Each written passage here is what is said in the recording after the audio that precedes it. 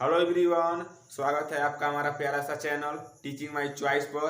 तो हम class 10th chemistry का पहला चैप्टर रासायनिक अभिक्रिया एवं समीकरण केमिकल रिएक्शंस एंड इक्वेशन का पार्ट 5 पढ़ाने जा रहे हैं। और हम पार्ट 4 में पढ़ा चुके हैं आपको कि रासायनिक अभिक्रिया 5 प्रकार की होती हैं।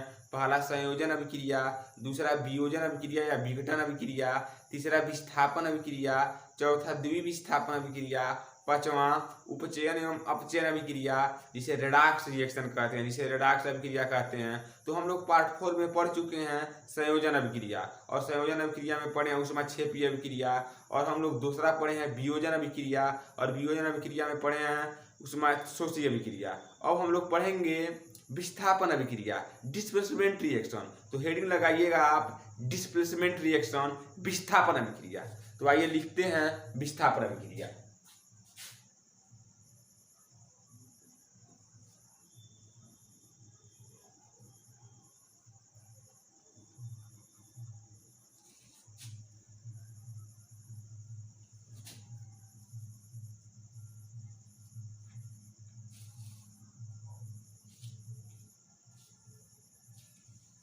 विस्थापन अभिक्रिया, इसे इंग्लिश में कहते हैं डिस्प्लेसमेंट रिएक्शन। तो आइए सबसे पहले इसे डिफाइन कर लेते हैं, इसको परिभाषित कर लेते हैं कि क्या होता है विस्थापन अभिक्रिया।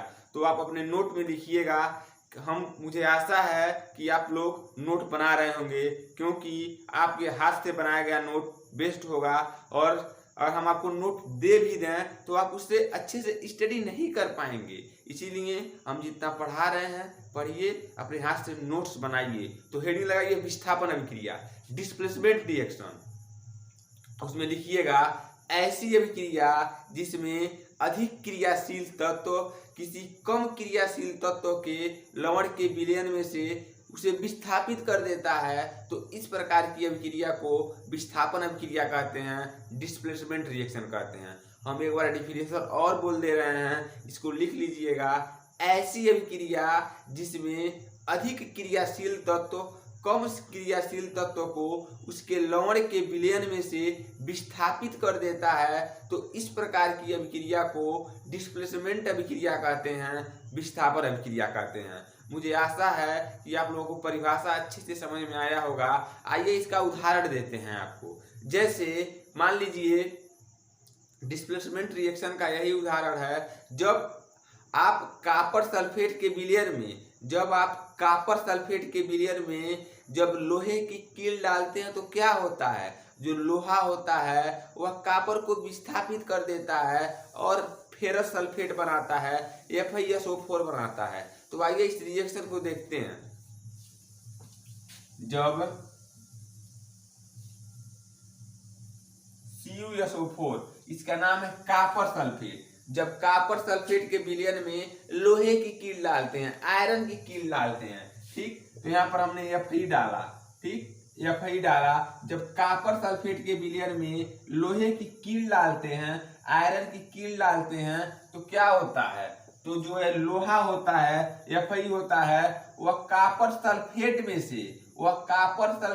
से कॉपर को विस्थापित कर देता है और उसका स्थान ले लेता है और बनाता है फेरस सल्फेट, FeSO4 को कहते हैं फेरस सल्फेट, ठीक। यहाँ पर एक बार और समझ लीजिए। जब हम कॉपर सल्फेट के विलयन में लोहे की कील डालते हैं तो जो लोहा होता है, जो Fe होता है, वह कॉपर सल्फेट के विलयन में से कॉपर को विस्थापित कर देता है और FeSO4 बनाता है। इसे कहते हैं फेरस सल्फेट, तथा कॉपर को विक्षेपित कर देता है। ओके बच्चों, मुझे आशा है कि यह बात आपको समझ में आई होगी, ठीक है। और यह एक्सपेरिमेंट आपको आपके स्कूल में कराया जाएगा, ठीक है। तो आइए इसको एक एक्सपेरिमेंट के मतलब वे से समझते हैं, ठीक है। तो आइए इस रिएक्शन को पहले नोट कर लीजिए, उसके बाद हम आपको एक्सपेरिमेंट बताते हैं। मुझे आशा है कि आप यह रिएक्शन नोट कर चुके होंगे। तो चलिए इसे मिटा लेते हैं।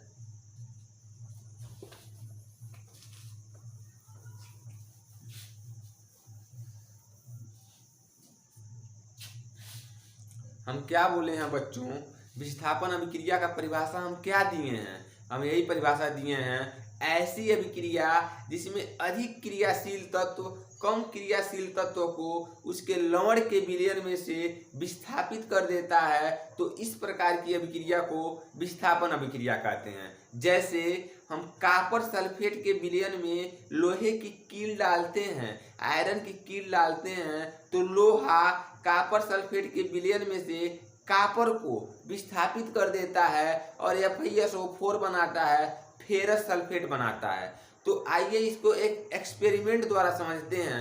आप सर्वप्रथम एक बीकर लीजिए या टेस्ट ट्यूब लीजिए, ठीक। तो मान लीजिए आप यहाँ पर एक बीकर लिए, ठीक। मान लीजिए आप यहाँ पर एक बीकर लिए, उस बीकर में आप कॉपर सल्फेट लीजिए, ठीक। मान लीजिए हम यहाँ पर एक कॉपर सल्फेट का विलयन ले रहे हैं CuSO4। आप सर्वप्रथम एक टेस्ट ट्यूब लीजिए या बीकर लीजिए, उस बीकर में CuSO4 कॉपर सल्फेट का विलयन लीजिए। कॉपर सल्फेट का विलयन नीले रंग का होता है, नीले रंग का होता है, ठीक, नीले रंग का होता है। सर्वप्रथम आप एक टेस्ट ट्यूब लीजिए, उसमें कॉपर सल्फेट का विलयन लीजिए जो नीले रंग का होता है। फिर इस टेस्ट ट्यूब में आप आयरन की कील डालिए, लोहे का कील डालिए।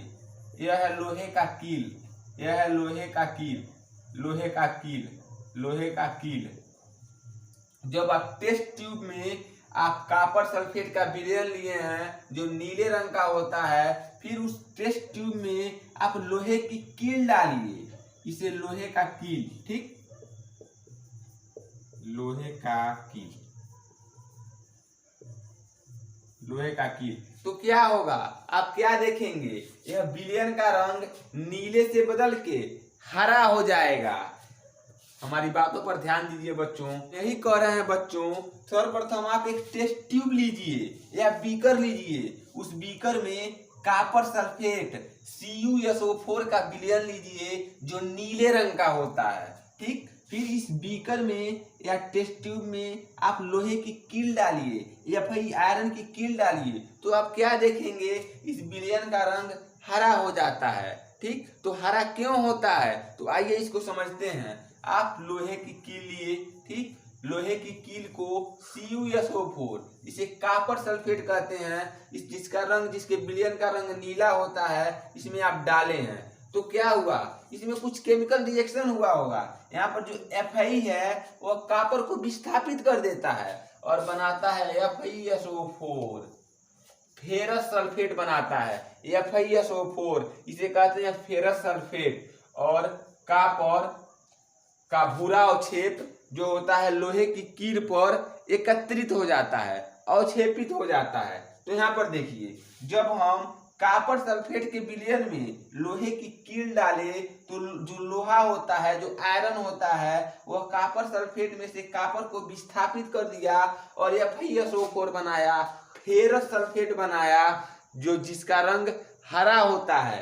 और FeSO4 मतलब जो फेरस सल्फेट होता है, विलयन होता है, उसका रंग हरा क्यों होता है, उसका रंग हरा इसलिए होता है बच्चों, क्योंकि जो Fe2+ आयन होता है, जो फेरस 2+ आयन होता है, वो हरे रंग का होता है। और हम आपको पहले ही बता चुके हैं, किसी भी विलयन का रंग, किसी भी सॉल्यूशन का रंग आयनों के कारण होता है।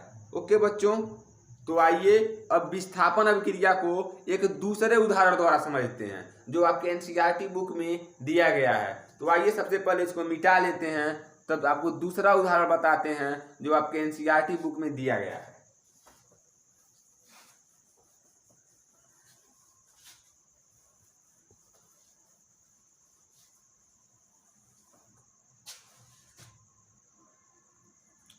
तो आपके NCERT बुक में यही उदाहरण दिया गया है बच्चों कि जब हम जिंक की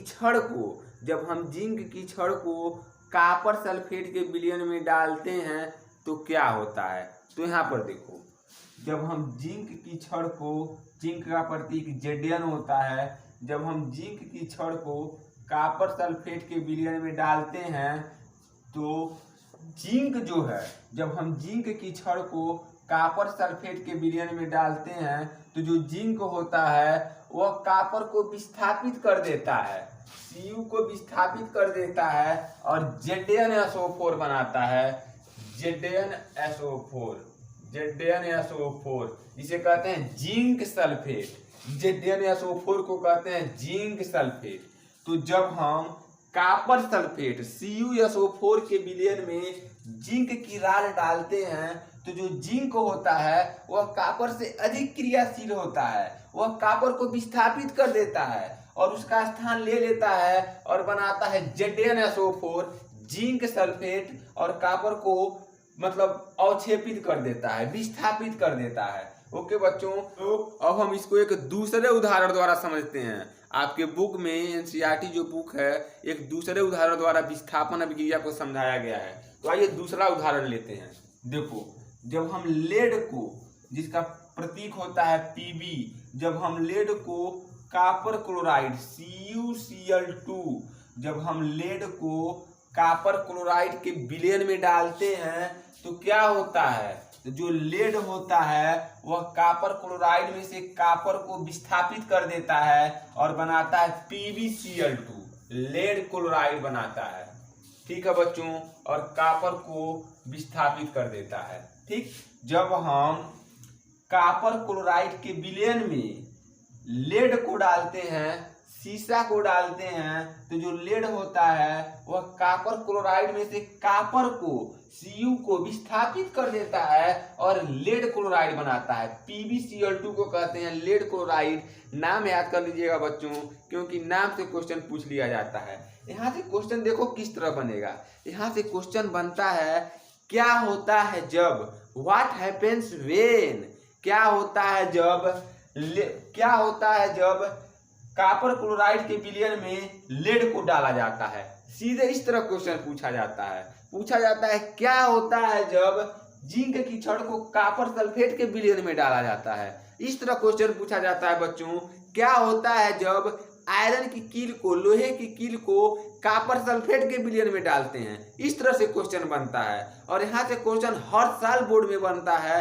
हम आपको पहले ही बता चुके हैं, जो हम टॉपिक पढ़ा रहे हैं आपके चैप्टर का 60% भाग खत्म करेगा, यहाँ कि हर साल क्वेश्चन 7 सेट, मतलब जो पेपर 7 सेट बनता है हर सेट में क्वेश्चन इस टॉपिक से आता है। ओके बच्चों, इसको मुझे आशा है कि आप लोग समझ गए होंगे। इसको रिएक्शन को लिख लीजिएगा। तो आइए इसको मिटाते हैं और अब अगली अभिक्रिया के बारे में पढ़ते हैं जिसका नाम है द्विविस्थापन अभिक्रिया। इसको मिटा लेते हैं।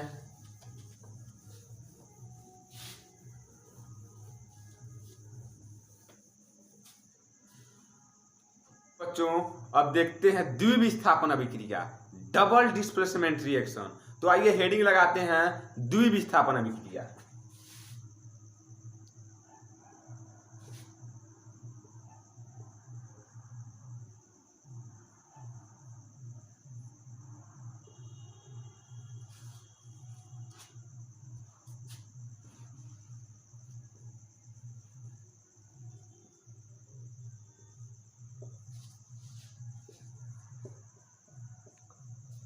द्विविस्थापन अभिक्रिया जिसे कहते हैं डबल डिस्प्लेसमेंट रिएक्शन। तो आइए सबसे पहले इसको डिफाइन कर लेते हैं, सबसे पहले इसको परिभाषित कर लेते हैं। तो देखिए, लिखिएगा, ऐसी अभिक्रिया जिसमें अभिकारकों के बीच आयनों का आदान प्रदान होता है द्विविस्थापन अभिक्रिया कहलाती है, डबल डिस्प्लेसमेंट रिएक्शन कहलाती है। इसको एक बार और बोल दे रहे हैं, लिख लीजिएगा, ऐसी अभिक्रिया जिसमें अभिकारकों के बीच आयनों का आदान प्रदान होता है द्विविस्थापन अभिक्रिया कहलाती है, डबल डिस्प्लेसमेंट रिएक्शन कहलाती है। इसको एक बार और बोल दे रहे हैं, आप लोग लिख लीजिएगा, ऐसी अभिक्रिया जिसमें दो अभिकारकों के बीच आयनों का आदान प्रदान होता है, तो इस प्रकार की अभिक्रिया द्विविस्थापन अभिक्रिया कहलाती है, डबल डिस्प्लेसमेंट रिएक्शन कहलाती है। तो आइए इसका उदाहरण देखते हैं। तो द्विविस्थापन अभिक्रिया डबल डिस्प्लेसमेंट रिएक्शन का उदाहरण है जब हम बेरियम क्लोराइड, BaCl2, नाम याद रखिएगा बच्चों, BaCl2 को कहते हैं बेरियम क्लोराइड। जब हम बेरियम क्लोराइड के विलयन में सोडियम सल्फेट डालते हैं Na2SO4, इसे कहते हैं सोडियम सल्फेट। जब हम बेरियम क्लोराइड के विलयन में Na2SO4 सोडियम सल्फेट डालते हैं तो जो बेरियम होता है वह सोडियम को विस्थापित कर देता है और बनाता है बेरियम सल्फेट, BaSO4।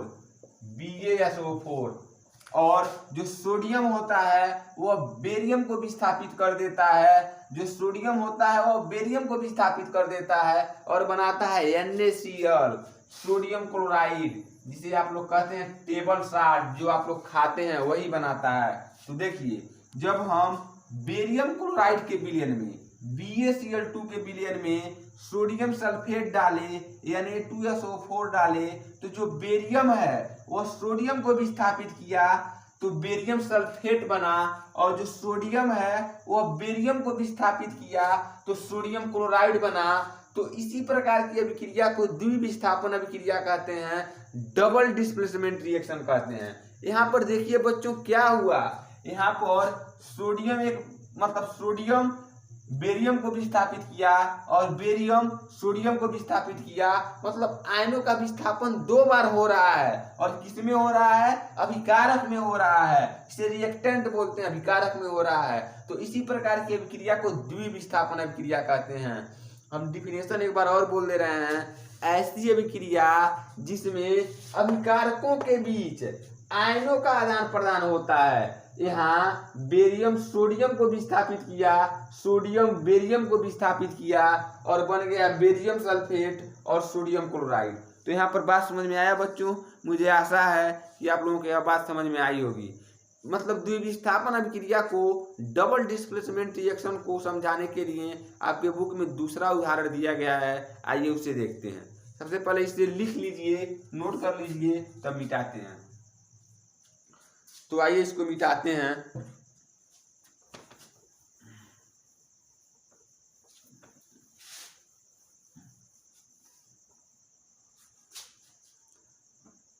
और आपके बुक में एक और उदाहरण दिया गया है, जैसे देखिए,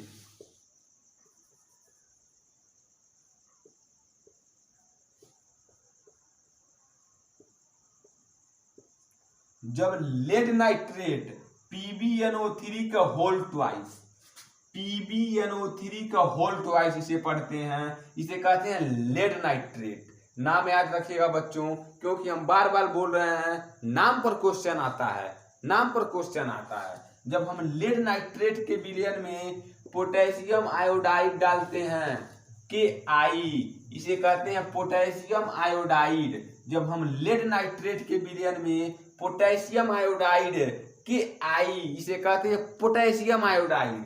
जब हम लेड नाइट्रेट के विलयन में Ki, पोटेशियम आयोडाइड डालते हैं तो यहाँ पर जो पोटेशियम होता है, जो K होता है, इसका मतलब जो पोटेशियम होता है वह लेड Pb को विस्थापित कर देता है और बनाता है KNO3, जिसे पोटेशियम नाइट्रेट कहते हैं। यहाँ पर ध्यान दीजिए बच्चों, जब हम लेड नाइट्रेट PbNO3 के होल ट्वाइस के विलयन में पोटेशियम आयोडाइड Ki को डालते हैं तो यहाँ पर पोटेशियम आयोडाइड से पोटेशियम लेड को, Pb को विस्थापित कर देता है और बनाता है KNO3, लेड नाइट्रेट। और जो लेड होता है वह पोटेशियम आयोडाइड के विलयन से पोटेशियम को विस्थापित कर देता है और बनाता है PbI2, लेड आयोडाइड, PbI2, इसे कहते हैं लेड आयोडाइड, PbI2। नाम ध्यान रखिएगा बच्चों, PbI2 को कहते हैं लेड आयोडाइड। तो जब हम पोटेशियम नाइट्रेट, सॉरी बच्चों, जब हम लेड नाइट्रेट के विलयन में पोटेशियम आयोडाइड को डाले हैं तो पोटेशियम लेड को विस्थापित किया और बनाया पोटेशियम नाइट्रेट, और लेड पोटेशियम को विस्थापित किया और बनाया लेड आयोडाइड। तो यहाँ पर क्या हो रहा है? दो बार आयनों का विस्थापन हो रहा है। एक बार पोटेशियम लेड को विस्थापित कर रहा है, फिर लेड पोटेशियम को विस्थापित कर रहा है, इसीलिए इसे कहते हैं द्विविस्थापन अभिक्रिया, डबल डिस्प्लेसमेंट रिएक्शन। तो मुझे आशा है यह बात आप लोगों को समझ में आ गया होगा। रिएक्शन को नोट कर लीजिएगा, क्योंकि क्वेश्चन नाम पर आ जाता है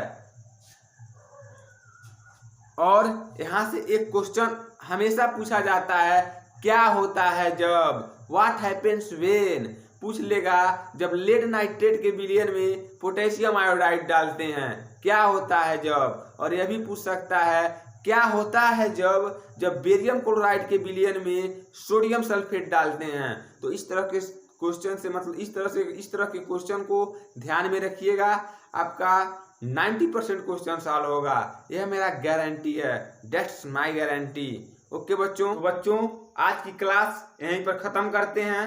तो अगर आपको वीडियो अच्छा लगे तो लाइक कीजिए, ज़्यादा से ज़्यादा शेयर कीजिए तथा चैनल को सब्सक्राइब कीजिए।